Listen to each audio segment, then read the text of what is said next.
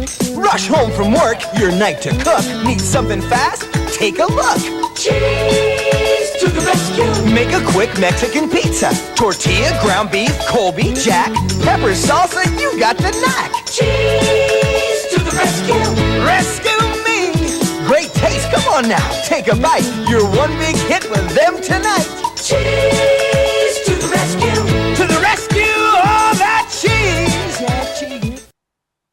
Let's investigate the top reasons to not eat dairy. Part 1 of this video series about dairy, featuring videos from Dr. Greger, talks about the dairy molecule, and Dr. Bernard, mainly talking about cheese. Dr. Colin T. Campbell mentions that cow's milk protein may be the single most significant chemical carcinogen to which humans are exposed. Let's find out what science has to say.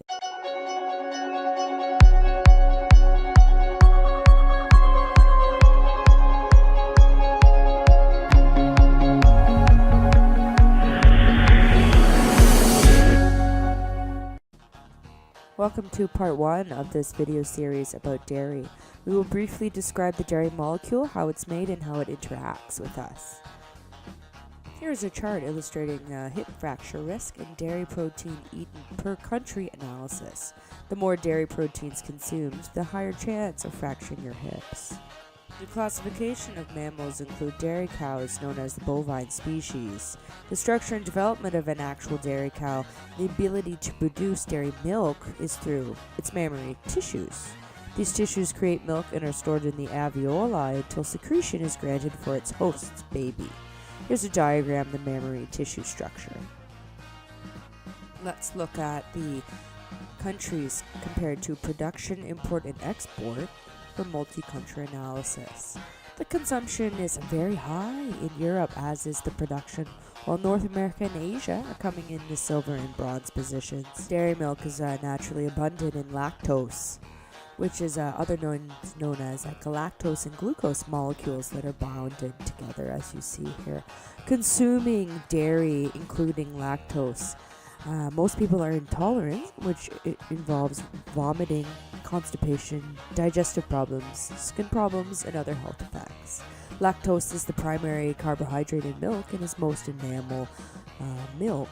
Now, lactose is an important factor in the dairy industry, which is something to consider when making vegan imitation ice cream and dairy products. There's scientific studies showing links between cancers and dairy. Now, we see a multi-country analysis of dairy consumption in this colorectal and breast cancer incidences here. As we see here, the liquid consumption per capita follows a trend. There is a trend of consuming dairy in China. However, this has been slumped due to the contamination and health issues surrounding the dairy and milk industries. Scandals coming yearly, as it seems now, in terms of the customs countries are used to and the health implications and pathogenic risks to the health of the public. One particular health condition is ulcerative colitis, which has been documented here to be provoked by milk. This is a study that's been researched over 50 years ago. It is talking about the lives of patients with and without dairy, studying their ulcerative colitis conditions, seeing their symptoms worsen and get better with the inclusion or the exclusion of dairy products. As we see here, there has been studied multiple cases, a housewife who experienced extreme inflammation and gastrointestinal pain and then was particularly relieved with the exclusion of dairy products, milk, cheese, butter, and so on. Here's a patient's barium lighted up enema on the left side before and on the right side 3 weeks after the distended colon has been induced with a milk diet. So as we see here, the number of months, days to see improvements generally is 1 to 3 weeks before their symptoms dramatically improve. Now that we have skimmed over some of the impacts of dairy, let's look at Dr. Bernard's talk about the addiction of cheese, but first we'll discuss how Dr. Greger finds scientific studies to relate to mortality, fracture risk, and degenerative disease risk in relation to dairy consumption. Milk is touted to build strong bones, but a compilation of all the best studies found no association between milk consumption and hip fracture risk, so drinking milk as an adult may not help bones. But what about in adolescence? Harvard researchers decided to put it to the test. Studies have shown that greater milk consumption during childhood and adolescence contributes to peak bone mass, and is therefore expected to help avoid osteoporosis and bone fractures in later life. But that's not what they found. Milk consumption during teenage years was not associated with a lower risk of hip fracture, and if anything, milk consumption was associated with a borderline increase in fracture risk in men. It appears that the extra boost in total body bone mineral density you get from getting extra calcium is lost within a few years, even if you keep the calcium supplementation up. This suggests a partial explanation for the long-standing enigma that hip fracture rates are highest in populations with the greatest milk consumption. Maybe an explanation why they're not lower, but why would they be higher? This enigma irked a Swedish research team, puzzled because studies, again and again, had shown a tendency of higher risk of fracture with a higher intake of milk. Well, there is a rare birth defect called galactosemia, where babies are born without the enzymes needed to detoxify the galactose found in milk, so they end up with elevated levels of galactose in their blood, which can cause bone loss even as kids.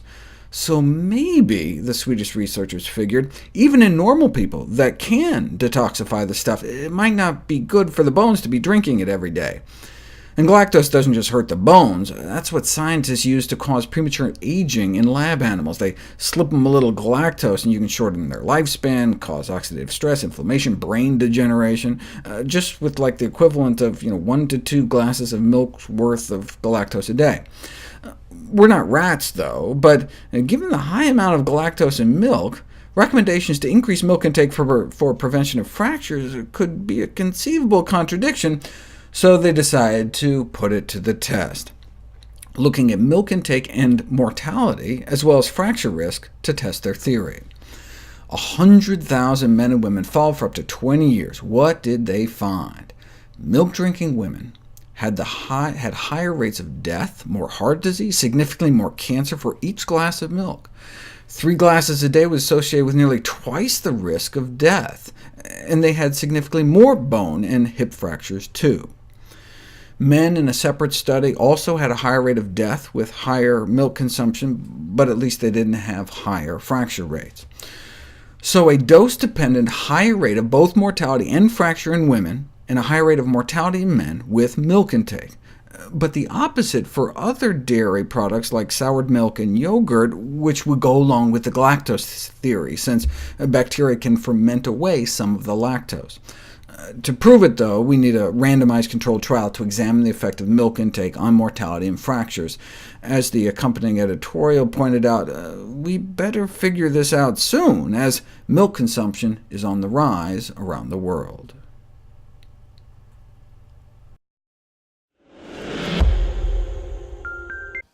Is Dr. Neil Bernard. Please give a hero's welcome to our next speaker, Dr. Neil Bernard. Thank you, Jeff. Thank you. Thank you, Jeff. Thank you. And thank you to Jeff and Sabrina for putting on a wonderful conference. Can we thank them? Thank you for all you do. Thanks for inviting me to come back. I want to talk about cheese. Can foods be addicting? There were some researchers at the University of Michigan, and they brought together 384 people, and they said to them, which foods give you problems? And what they meant was, which foods do you have trouble cutting down with? Which ones cause you to lose control? And just, even when you're full, you're still having more, and it just can't stop. Well, the number 5 food was ice cream. Number 4 was cookies. Number 3 was chips. Number 2 was chocolate. And number 1 was pizza. And I'm going to argue that it's not the olives. And it's not the crust. It's something about that gooey cheese melting all over it and piling higher. And is this not true? When you talk to people who go on a plant-based diet, they say, this is really great, except I really, really miss cheese.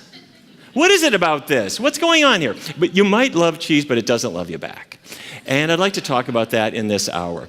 It's fattening, it's addicting, and it causes lots and lots and lots of health problems, and people have really given it a pass. They've overlooked it. So what causes weight problems? You talk to other people about this, or you read a news article, and they will say it's soda.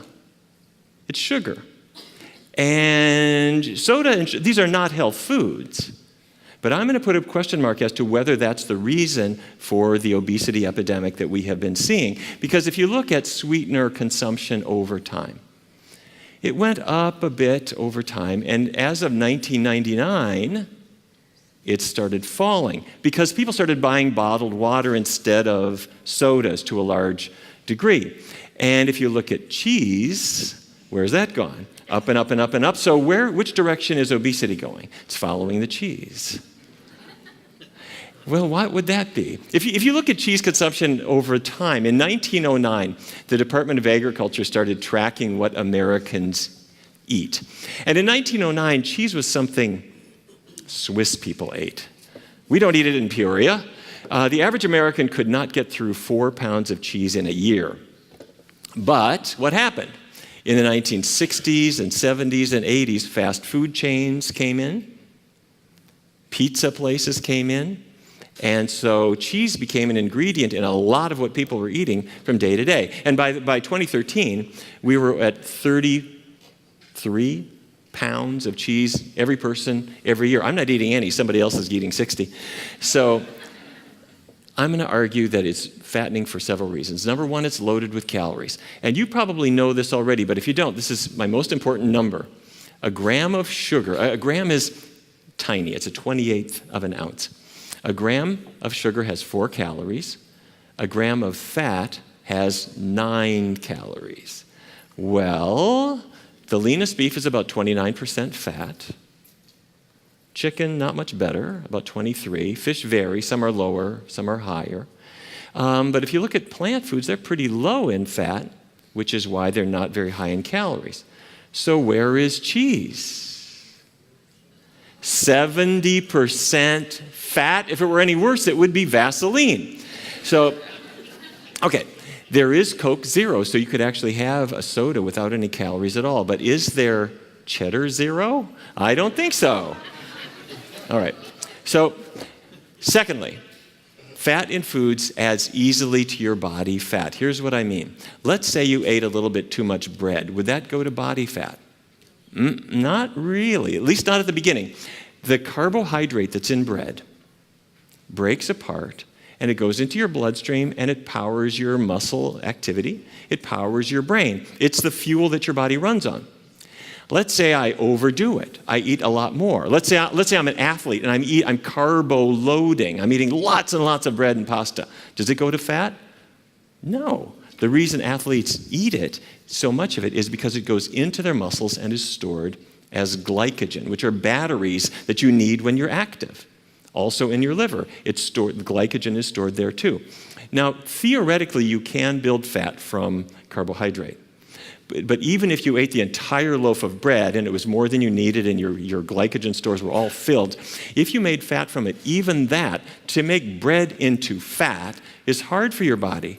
And it uses up about 25% or so of its calories just to try to make it. Now, on the other hand, cheese can go very easily to fat because it's already fat. It doesn't really require much of any conversion. You eat it, it goes into your blood, stores as fat. Very simple. Okay? Number 3, fat slows your metabolism. Here's what I mean. This is a muscle cell.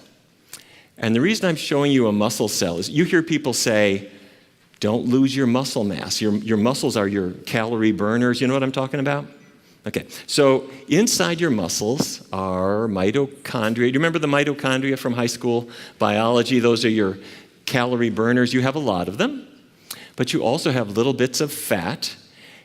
Now, doctors hate words like fat because it only has one syllable, so we'll call it intramyocellular lipid, but it's fat inside your cell, and if you ate a little bit too much chicken fat or beef fat or Velveeta or fryer grease for that matter, the fat builds up inside your cell.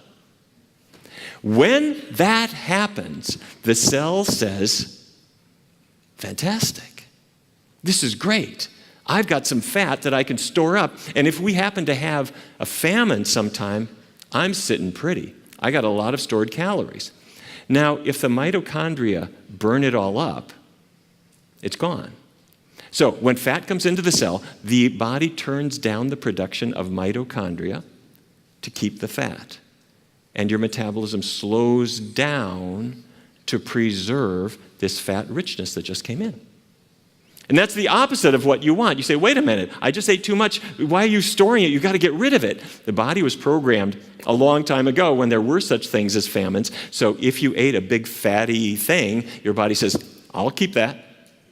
And as the years go by, the metabolism you had when you were 12 is just no longer there because the mitochondria have been disturbed. So if I'm on a low-fat vegan diet, time goes in the opposite direction. Okay, number 4, cheese does not have fiber. Now, fiber is the most boring word in this lecture. I apologize. Fiber is big stuff, though. Fiber is plant roughage. It has effectively no calories. And so when I eat high-fiber foods, it fills you up, makes you think you've eaten a lot of foods, but the fact is you haven't really eaten very much. So fiber tricks the brain into thinking you ate a huge amount of food. But Velveeta it's not a plant, it has no fiber at all, so every last calorie in it you get, okay? So here's the fiber. Baked beans have 5 grams, broccoli and other vegetables another 5 in a cup. An apple has about 4, oranges 3, bananas, brown rice, 4 grams.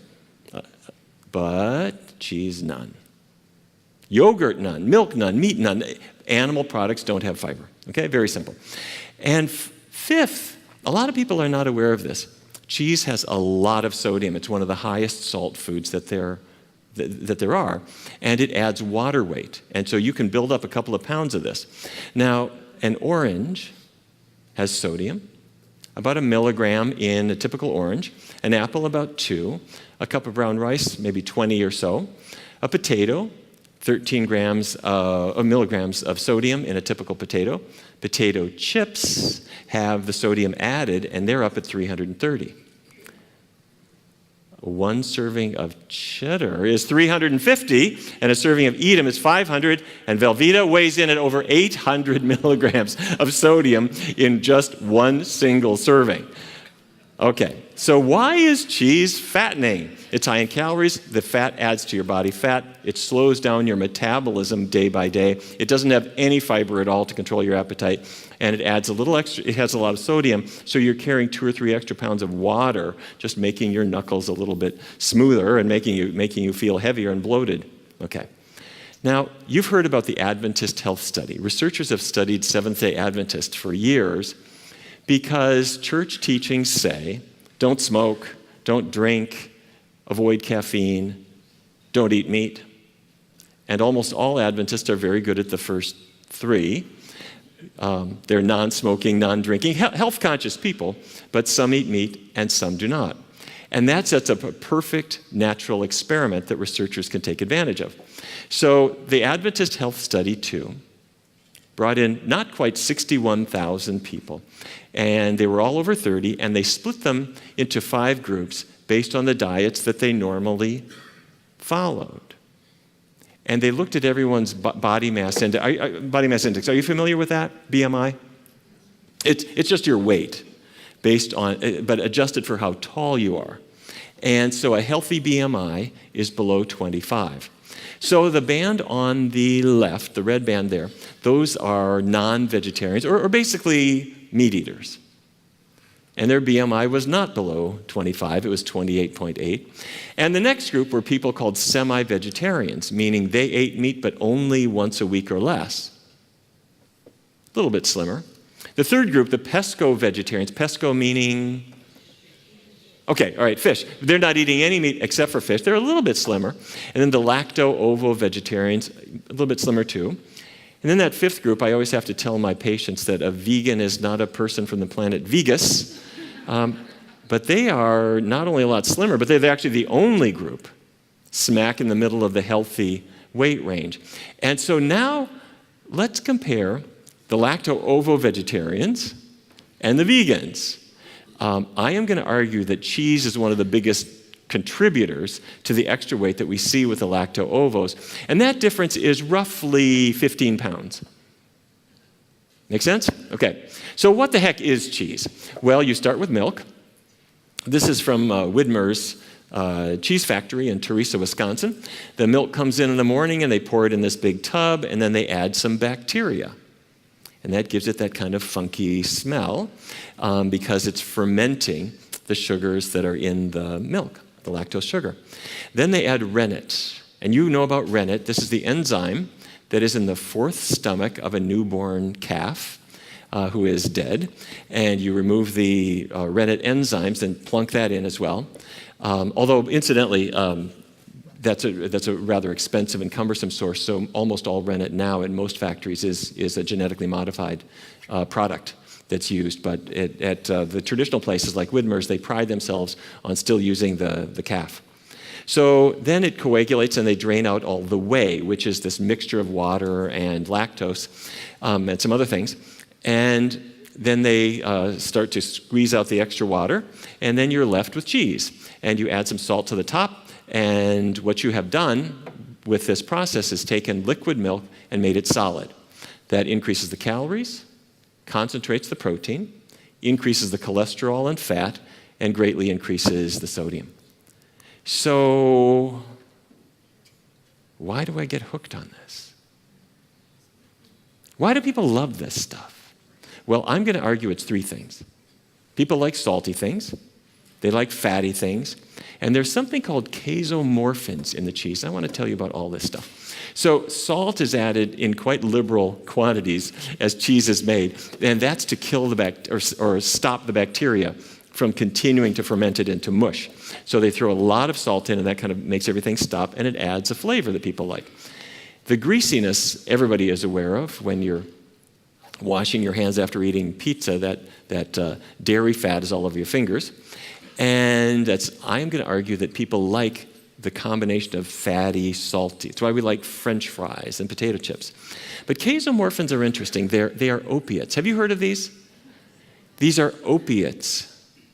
When I say opiates, I mean that they are in the same chemical class as heroin, or morphine, or Demerol, or any kind of narcotic painkiller. But they form as the casein protein is broken down in digestion. A typical protein is a string of beads. You look at it under a powerful microscope. There's all these little amino acid molecules joined one to the next, to the next, to the next, to the next. And you swallow this, and your digestive enzymes break it apart. And the individual beads go into your blood, and your body takes them, the amino acids, and makes new protein.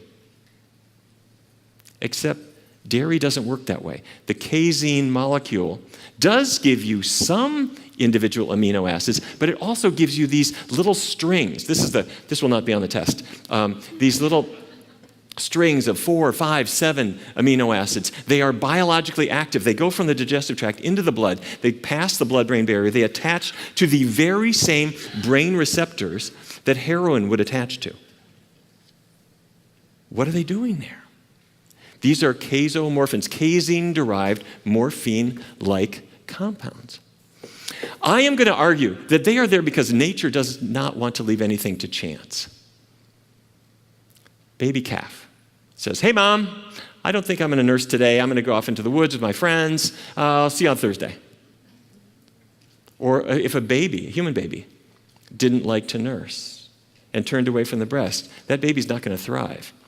So when the body makes milk, it puts protein into it and water and some sugars in the form of lactose, some fat, some hormones, and a little bit of feel-good. Have you ever looked at the face of a nursing baby? They are so intent, And then they collapse into this slumber. And we say, isn't the mother-infant bond a beautiful thing? You just drugged the kid. So, anyway, I am arguing that this is part of the biological substrate of the mother-infant bond. And of course, nature said, don't worry, all mammals are weaned. You know, once you no longer need breast milk and you can eat on your own, you're not going to have milk. Humans are so creative that we figured out you never have to be weaned. And you can get casomorphins all your life in enormous quantities. And that's what it's all about. Making sense? Okay, so this is morphoceptin. This casomorphin has about 1/10 the receptor binding power of pure morphine, meaning goes to the brain, attaches, gives you a little bit of feel good. I think I'll have some more of this, okay? Now, what I have just told you is not secret. The dairy industry has known all about this, and they've done the research on it. And they want to take advantage of it. So, working with the US government, the dairy industry has decided to get people hooked on cheese. I want to share with you some slides. These are not my slides. I got these through the Freedom of Information Act from the US government. In the year 2000, the US government, working with Dairy Management, Inc., held something called the Cheese Forum. And they wanted to unleash an interesting plan. Can we trigger the crave? Here's what they mean. They decided you could call some people cheese cravers, and others were enhancers. The enhancers, that's a person who takes a little bit of cheese and puts it on your salad. We don't want you. A craver opens up the refrigerator door, breaks off a big chunk of cheese, and stuffs it in their mouth and piles it all over their pizza, and that person can double or triple their cheese intake depending on how you do your marketing. That's the group we want. And that's who the government, again, these are not my slides. These are US government slides. This is exactly what they decided to do. So what do we want our integrated marketing program to do? We want to trigger cheese craving. How do we do that? You don't go to every little ma and pa restaurant down the block and say, would you please feature cheese? If you could get it in front of people, they might get hooked on this. That would take forever. What the government did was very smart. Fast food chains make decisions from their central headquarters, and those decisions affect every community in America, what's available.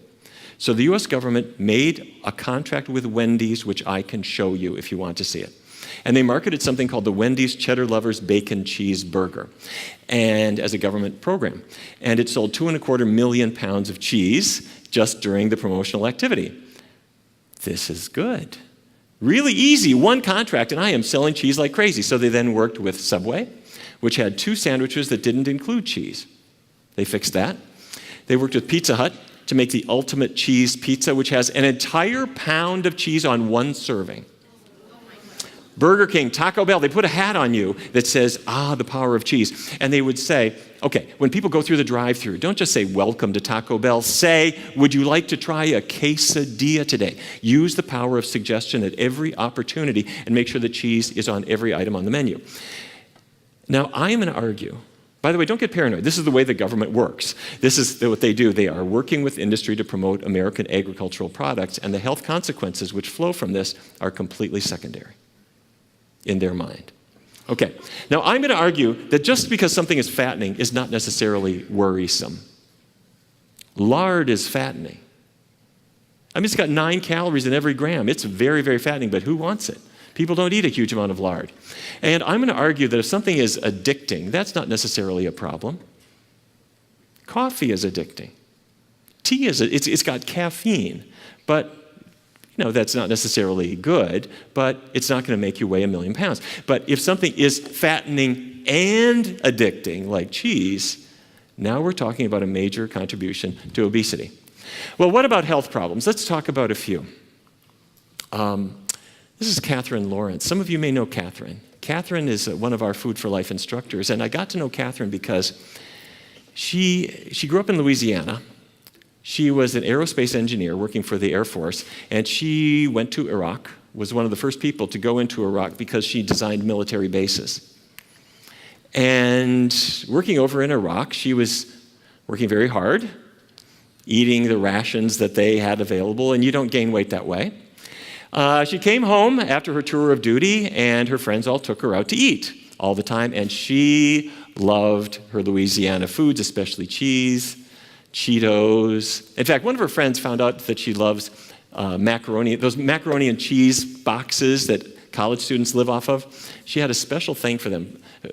So a friend of hers gave her an entire case, and for 48 days straight, she ate macaroni and cheese boxes.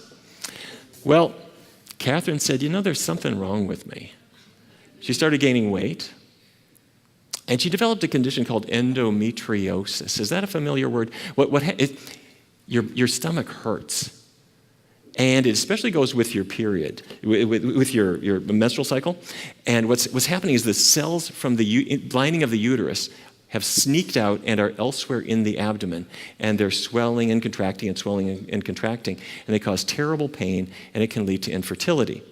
And as it was getting worse and worse and worse, her doctor said, Catherine, I know you wanted to have kids. You're not going to have kids. I got one treatment for you.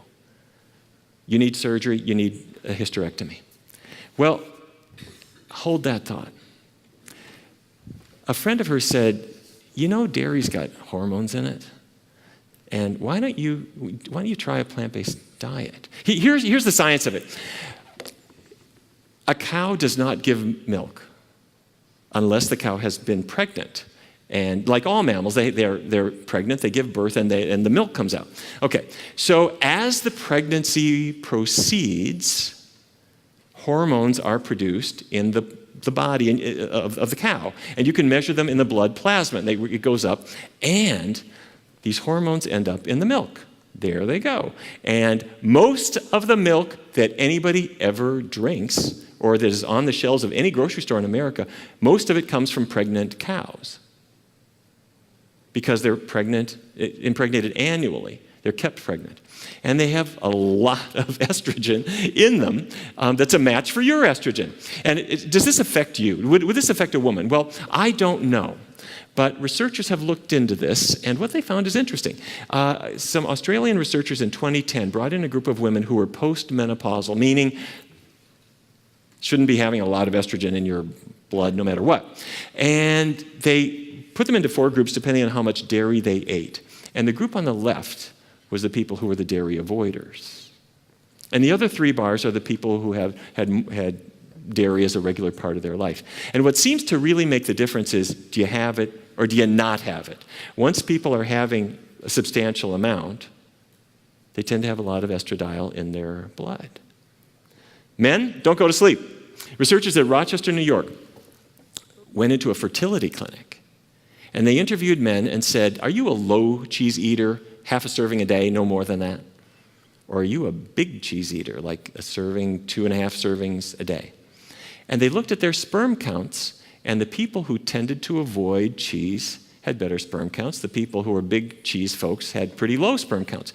Now, is that because there are female hormones from the milk because the cows are pregnant, and so you're getting estradiol with every glass of milk? I don't know.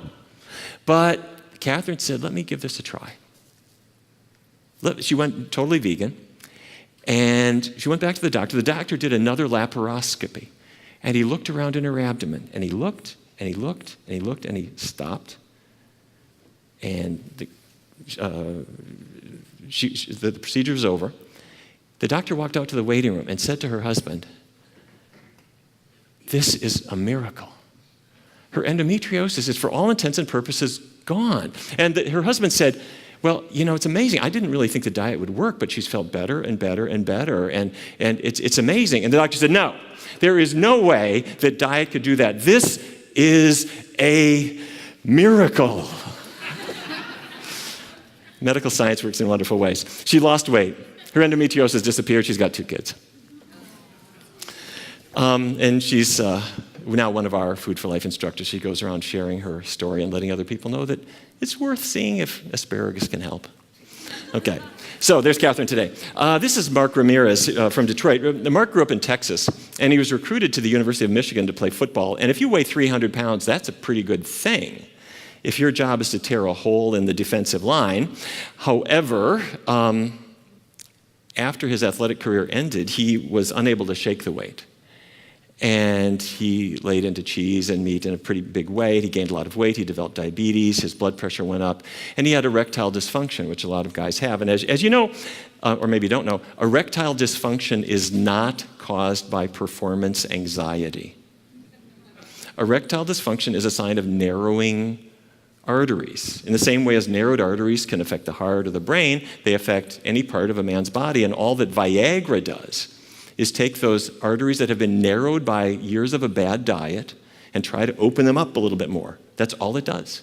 And so anyway, these are the problems that Mark had. And he was on a lot of medications. And I want to walk you through where the diabetes comes from. Because this is the same cell I showed you earlier. But if you have diabetes, you have glucose, sugar, in your blood, which is trying to get into the cell to give energy to the cell. That's what glucose is for. And the problem in diabetes is instead of getting into the cell, the glucose is building up in the bloodstream, and you measure it. If it would get into the cell, everything would be fine. To get the glucose into the cell, you need insulin. Insulin is like a key. It's a hormone made in the pancreas and goes into the blood, and it arrives like these little keys to the surface of the cell and attaches to that red receptor. And once it does, just like a key in a lock, it causes these channels to open up. And there they go. There's the glucose coming into the cell. That's what's supposed to happen. And if you have diabetes, if you have type 2, you've got glucose, you've got insulin, you've got receptors, you've got everything. But you've also got intramyocellular lipid, fat building up inside the cell, and that causes the signaling not to work. It's like when I was a kid growing up in North Dakota, we had some of the neighbor kids would play a trick. You're not home, and they sneak up to your front door, and they put a tiny bit of chewing gum in your front door lock, and then they run and hide behind a bush. And you get home, and you take your key, and you put it in you put your key in the lock, and it doesn't work. And you look at the key and it's fine, but you're either condemned to walking in and out your window for the rest of your life or calling somebody to clean the key out. It's a practical joke. Anyway, you don't have gum inside your cells. What you have is fat. And typical diabetes treatments ignore that. They don't deal with that fact. But on a plant-based diet, when you get the fat out of your diet, the fat starts to diminish inside the cells. That causes the signaling to be able to work again. And if you can get that signaling working, the diabetes can improve, and in some cases go away. And that's what happened to Mark. Mark got better and better and better and better, and finally his doctor said, "Mark, I don't know what you're doing. Your blood sugar is too low to need any medication." And at some point they erased the diabetes diagnosis. It's all gone. And he's stuck with it, and years have gone by, and he's slim, and he doesn't have diabetes or any of these health problems anymore. Okay, let's talk about asthma. This is Chad from Portsmouth, New Hampshire. He lived right on the water with his brother and his family. And Chad was a very active kid. He loved sports, but he could not get through a baseball game because asthma would kick in after the exercise or all the pollen that he was breathing in. And he had every kind of allergy. He was allergic to dust and all kinds of environmental things and animals. If he would go to a friend's house, he couldn't handle the dogs and the cats. And somebody, when he was about 18, said, "Hey, could it be dairy products? Why don't you get away from dairy and just see?" And he did. He tried it. And within about 3 months, not only was his asthma completely gone, but so were his allergies. And what's this about? Somehow, avoiding these antigens from dairy made his body react in a different way. So scientists have looked into this question. Could dairy products actually contribute to asthma? And if you go on Google and you type in asthma dairy, and the very first thing that comes up in your search is from the National Asthma Council of Australia, which has very helpfully gone straight in and answered this question for us. Dairy foods have often been suggested as a common trigger for asthma. But there's little scientific evidence to support this myth. And unfortunately, most Australians are missing out on the health benefits that come from consuming milk, cheese, and yogurt, as they don't include enough dairy foods in their diet. Wait a minute. This is starting to smell a little bit funny, isn't it? So I'm going to click on this website and see who sponsors them. And Dairy Australia is one of 6 sponsors, and the other 5 are drug companies. One makes money if you buy the cheese, and the others make money if you stay sick. So I looked at the report that they had quoted. They gave references to the studies that supposedly show that it doesn't work. And they weren't very big studies, but I looked at one. One was from New York University in 1991. Had 11 adults, they all had asthma, and they drank either whole milk, skim milk, or water. And what they showed is if they drank whole milk, their ability to have gases pass through their lungs got progressively worse from the milk. And they thought it had to do perhaps with the fatty milk. So cheese would even be worse. Then there was a UK study from the United Kingdom. It was kids. They were between 3 and 14 years of age, and they gave them a milk and egg-free diet for 8 weeks. And the way you test this, if you know anybody who has asthma, if you have it yourself, you try to see if the kid can breathe out, if they can have good expiratory flow, because that's what tends to go bad. And what they showed is that if they went egg and dairy-free, their ability to breathe out was much, much, much better. It really helped them clear up. Now, this was a study that went over 8 weeks, and it just so happened that Easter was in the middle of that period. So they went to the chocolate factory and said, okay, do you have non-dairy bunnies for us? Which they did. And these kids got a lot better. Bottom line is I couldn't find evidence that set this aside. People haven't really looked at it very much at all because no one's making money if you stop consuming milk. But all the evidence I have seen and lots of individual cases have suggested probably worth trying. So there's Chad. Chad's allergy-free, asthma-free. He's got a dog now. He's not allergic to his dog or anybody else's, and he's been working with Ruby Cooking School, which some of you know. They have a terrific program called Culinary RX, where doctors can say, let's guide you into using this nutritional technique to see if you can't get better. Migraine headaches. A lot of people have migraine headaches, unfortunately. This is Lauren. Lauren was an attorney. She was 23 years old, and in law school, one day, her vision started to narrow, and she got this intense sledgehammer on half of her head, and she was sick, nauseated, and vomiting. And she was not surprised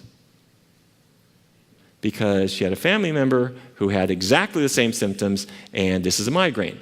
The word comes from hemicrania, a Greek word that means half your brain, half your head, because it's often a one-sided headache. Very severe. Long-lasting. If you move or if you're in too much light or too much sound, it just drives you crazy. And this can last overnight. It can last for a couple of days. And it interferes with everything you're trying to do. And everybody who has migraines has heard about these trigger foods. Aged cheeses, sausage, fermented foods. And what they are telling you, as every website on asthma will say, is that these foods have tyrosine, which converts to tyramine, and that tightens up your brain. True. However, we have seen a lot of people have migraines that are triggered by other things too. And it doesn't necessarily have to be that. And at the Hospital for Sick Children in London, back in 1983, they started exploring this. They brought in a group of kids, 88 kids, and they put them on an elimination diet, not just eliminating dairy, but other common allergens. And 78 of the kids were completely headache-free, and 4 had a partial improvement, so this is good. Now, in adults, I don't see quite that degree of success, but we do see it up to about 50%. And there are a number of triggers other than dairy that sometimes can be implicated. But I think dairy seems to be the most commonly reported one. And if you're dealing with migraines and can't function and are stuck on medications day after day, it's really, really, really worth it to get the dairy out of your diet and see how you do. So, Lauren's got no migraines anymore. All right, let's talk about rheumatoid arthritis.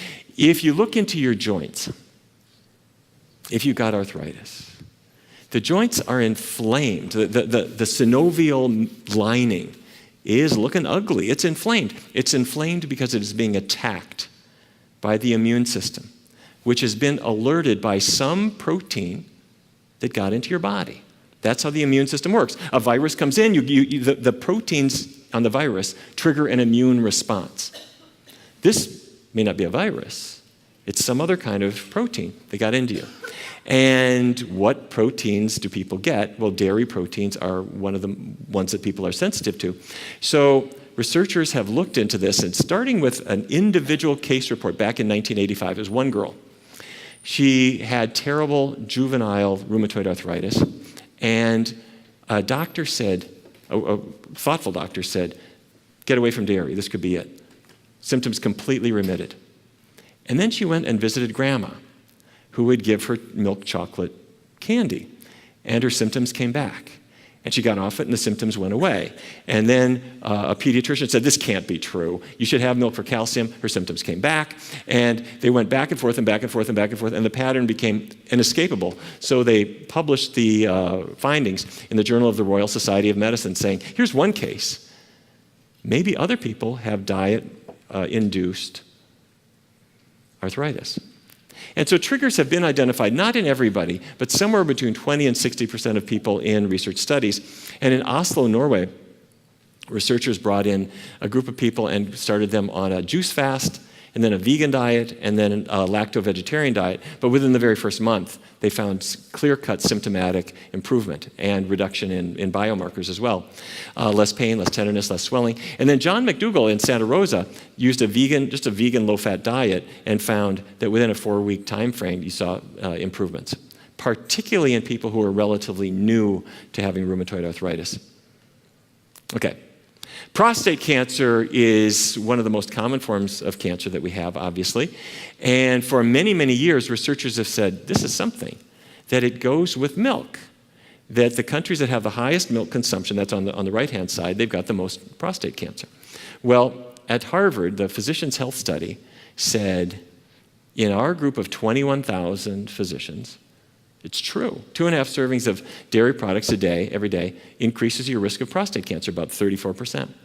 They did another study called the Health Professionals Follow-Up Study. Same thing. The more milk, the more prostate cancer. In this case, 60%.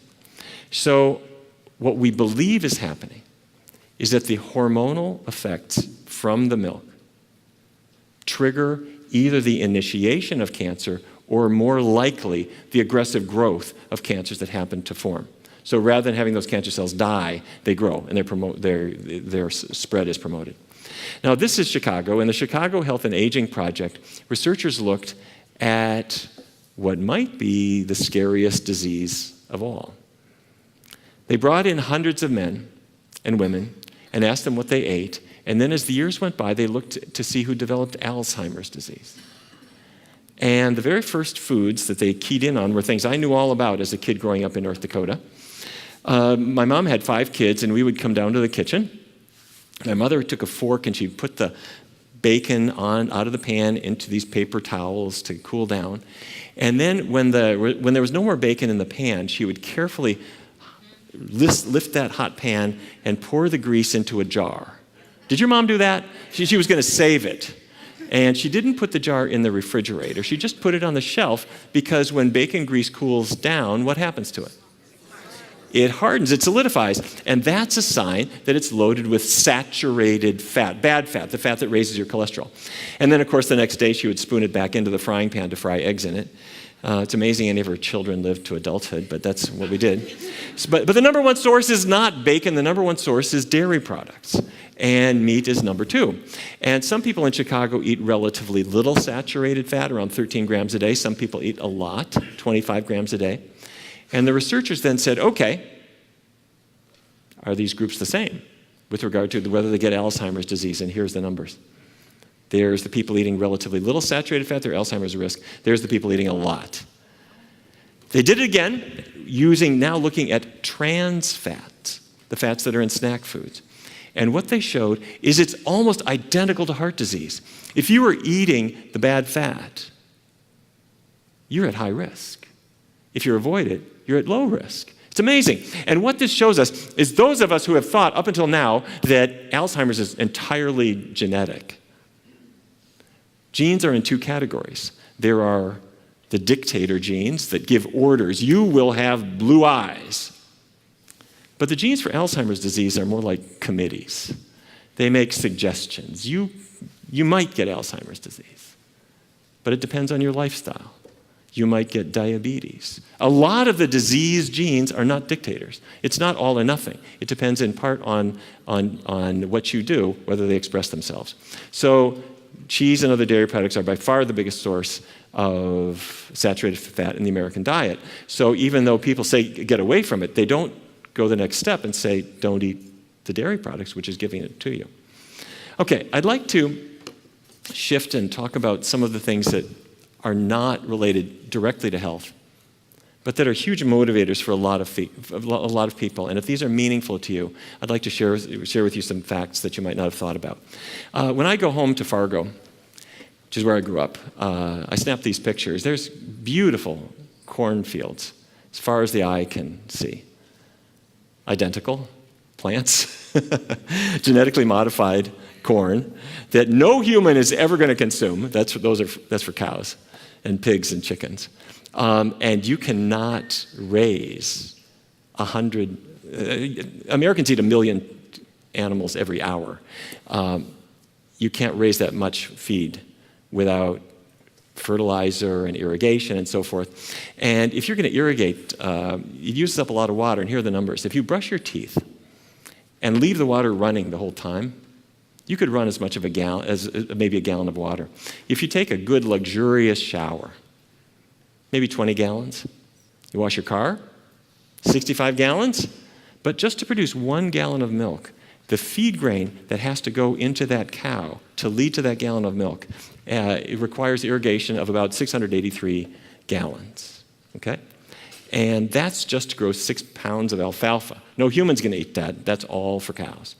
The fertilizer then that's been put on sort of trickles into the rivers and streams. The nitrogen and the phosphorus goes down the river. That causes an algae overgrowth, and other life forms are killed. And if you look at the very bottom of the Mississippi, where all that water comes down, below Louisiana and Texas, there is a dead zone that is as big as the state of New Jersey. And that's primarily because we are using fertilizers to grow things for animals to eat so that we can eat a little bit of food that you get from the animal, okay? Now, climate change, I don't need to tell you. This was controversial 5 years ago. It's no longer controversial. Everybody knows that belching cows produce methane. By the way, it comes out this way, through their mouth. Their stomach is ruminating, making the methane, and they're just belching it out. And how much can they really make? Well, there are 100 million cows at any given time. And if you put all of them on the scale on this side and all the human beings in the United States on this side, the cows way outweigh us. And they're producing methane kind of nonstop, as well as other greenhouse chemicals. And cows produce one more thing too. This is a dung beetle. And the reason I'm showing you a dung beetle is the dung beetle has found creative things to do with dung.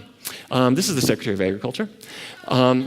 And if you go to a typical dairy, a cow produces in a day maybe 8 gallons of milk. And I'm going to use, not dung, but I'm going to use chocolate milk just as an example. They produce about 15 gallons of manure. In other words, for every gallon of milk, they produce 2 gallons of manure. Where am I going to put that? Well, for the man who has everything, you can get a manure digester. And you will see these at every dairy, and you can also subscribe to Manure Manager magazine. Have you seen this? It's great, and they also have the Manure Expo. This one was in Chambersburg, Pennsylvania, but there's a whole world out there of people trying to figure out how to deal with manure and how to get rid of it and how to make money off of it. Ethical issues. There aren't any ethical issues with regard to dairy because they don't kill the cows, right? The cows give you milk.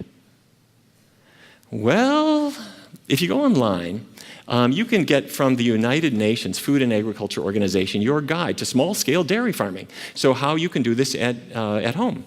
And these are not my slides. These are UN slides with these very graphic illustrations. How we are going to get milk. You have to first get semen, and they use what they call an artificial, I'm not making this up. This is not a Trump speech. You take an artificial vagina is what they call it, and you extract semen from this bull, and then you take your left hand and put it into the cow's rectum. Every glass of milk you ever drank, or anyone ever drank, came from this process. You take your left arm, stick it into the cow's rectum. Through the rectal wall, you can feel the uterus. Then you take your right hand and pick up this knitting needle device that has the semen loaded into it, put it in through the cervix and shoot it, and then that will impregnate the cow at a moment that you then record in spray paint on the side of the cow. And 9 months later, she is going to, this is what it looks like, and 9 months later, she will give birth. However, if that calf is allowed to stick around with mom, that is going to defeat my industry because the calf is going to drink the milk and I can't sell it. So that calf goes into a wheelbarrow. And if he is a male, he's going to become veal very fast. If she is a female, I can use her. But I can't have her drink milk. I will give her a milk substitute, and she will stay in this hutch until she is ready to be big and graze a little bit, and then she will be impregnated too. They're chained by the neck, so they can't say anything about whether they're impregnated or not, and they're impregnated every single year, and they produce milk until about 4 years of age, at which point they're really just kind of past their prime, and if I kill you and replace you with a younger cow, I get more milk per unit feed. So although the lifespan of a cow is much longer than that, they're killed by about age 4. This was from the Newburyport, Massachusetts newspaper. Strange noises coming from the high road near Sunshine Dairy Farm Monday night and into yesterday morning prompted local police to alert residents that there's nothing spooky or scary going on. According to Newbury Police Sergeant Patty Fisher, the noises are coming from mother cows who are lamenting the separation from their calves. It happens every year at this time. And if you go to a dairy, you will see the cow who was impregnated 9 months earlier is giving birth, and she's licking her calf, and the calf is cozying up to mom, and the farmer says, no, no, no, no, no, and takes the calf away and puts him in a wheelbarrow, and the mother follows and tries to stop, and they have this fight, and then the farmer always wins, and the cows cry out every night after night after night after night. And people in the dairy industry all are aware of this, and they call it a reflex. But there is no greater bond in any species than the bond between a mother and the baby. Because if they were not bonded and didn't do everything that they could to nurture that baby, the species wouldn't survive. And the dairy industry requires that to be broken, because otherwise you can't sell this product that you inseminated that cow to produce. This is your product, not theirs. The females are then dehorned. The horns are cut off because they could hurt you. It's a process called dehorning or disbudding. If you get it early enough, they don't use anesthesia. So of course they kill them. This was May 2015. They sent about 200,000 cows to slaughter at that point. It's just all economics. Okay, am I cheering you up? Are there things that I can eat instead? Of course. It's so easy. I don't have to have that cheese, that pizza. They'll say that pizza. And of course, the miracle, you do use nutritional yeast. People eat it because it's got protein or whatever, but it happens to have this cheesy flavor that works great on a pizza or lasagna or whatever. And there are so many things that you can use to top a pizza. And there are a million ways to top a salad. It doesn't have to be cheese. And there are so many ways to make your lasagnas, all kinds of things. So instead of grilled cheese, hummus sandwiches. In Fargo, we never heard of hummus. But I'm kind of glad somebody showed me about it, because it's a very handy thing. So there are so many ways that we can replace this product and feel better about it.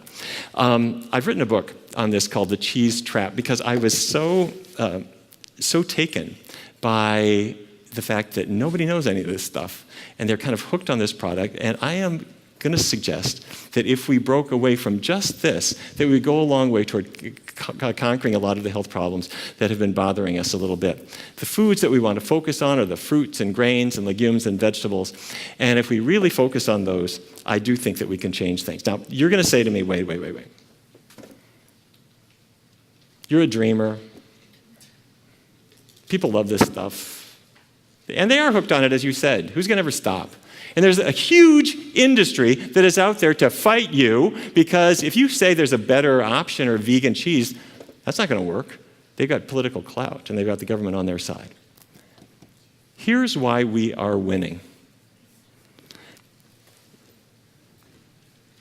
A generation ago, I was sitting in my hospital, the George Washington University Hospital, and we were debating the question, could we ban smoking in the hospital? Patients love to smoke. You know, our patients could smoke in bed as long as oxygen wasn't flowing. We sold cigarettes in the gift shop, and I bought them. I bought Merit menthols, and I would light up on the way down to the doctor's lounge. My chief of surgery was with me. He bought Marlboros, and we would smoke in the hallway. And we weren't stupid. We knew that cigarettes caused cancer, but we also knew that we had time. It takes time. If I quit, eventually I'll be okay. So at some point we thought, wait a minute, time is up. We got to quit. And in fact, we got to be good role models. Let's ban smoking from the hospital. But it was very controversial. There are big industries. There's a lot of people who want this stuff. Can we do it? We made the decision, and within 2 weeks we knew we were right. And every hospital did the same thing. And every restaurant, and every government building, and every other building, and every airline, they all made the same decision, and everybody knew that they were right. And this enormous political force, the tobacco industry, started to diversify. And they started to have other products because they can see the writing on. These are not stupid people, and they are not intentionally unethical people, at least not at the beginning. They got into growing tobacco because nobody knew when the tobacco industry first started that it caused lung cancer. But the industry is changing, and there's not a person on the planet who doesn't know. And in fact, it can be a cold February morning in Washington, D.C., and somebody in his shirt sleeves is finishing up the last puff on his cigarette outside before he's allowed into his non-smoking building. Well, that's where we are now with food. We know we got a problem. We know that if we could change our diet in various ways, we get a benefit. And we know that when we look at our kids, they're the most unhealthy generation we have ever had. But I don't know. Food's so good. There's big industries. You can't really fight them. Well, wait a minute. Time is up. Time is up. We have to make some changes. And the way to make these changes is not to waggle our finger and make people feel guilty. The way to change it is to inform people and get the information into people's hands, which is why I love what is happening here at VegSource, is we're getting information and exchanging it, and what works for you and what recipes are the ones that people like the best. And then you have fun with it. Chef AJ is a master at this. You can have fun with food and fun with tastes. And there are kind of ridiculous things about food too. And there are some cool recipes, cool products, cool websites, cool books. And when you find these things, you share it around, and it's not deprivation, it's an adventure. And people feel liberated to find things that they didn't know that they can take advantage of. And I am convinced that one February morning, not too long from now, there will be a man shivering outside his building in Washington, D.C., having the last bite off his chicken wing before he's allowed into his vegan building. And that's the day I want to see come. Thanks very much. Thanks a lot. Have a great lunch. We'll see you this afternoon. Thank you.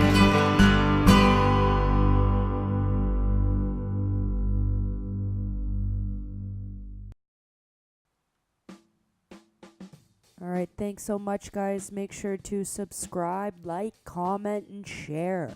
Check out my website at theveganfoodscientist.com and my YouTube channel for more videos about nutrition from a food scientist perspective. Thanks, guys, and I hope you have a great day. And remember, keep it vegan, y'all.